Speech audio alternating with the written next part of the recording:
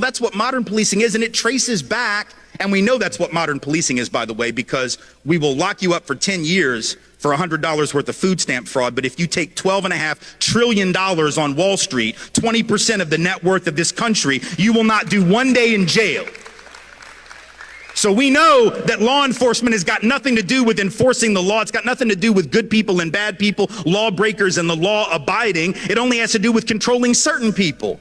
And black and brown folks know who those certain people usually are because it's always been them. See, black folks know that it was cops who were involved in race riots and racial terrorism against black communities for the first 50 years of the 20th century.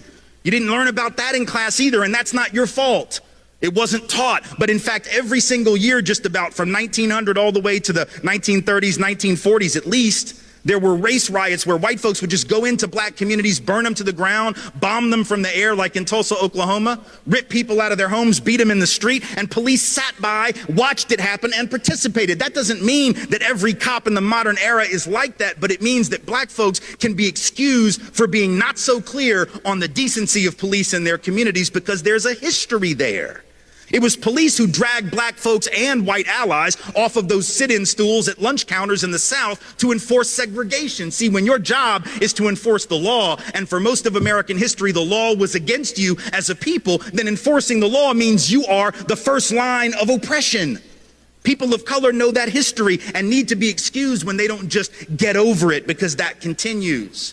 How do we know it continues? Very easy. We know from the data on racial profiling that black folks are twice as likely as white folks to be stopped and searched for drugs, even though white folks are more likely to have drugs on us on the occasions that we're searched. White folks use drugs and sell drugs at the same or higher rate than black folks and Latinos, and yet it is black folks and Latinos who in any given year make up 85 to 90% of the people who get arrested and incarcerated for a drug offense. See, people of color know that.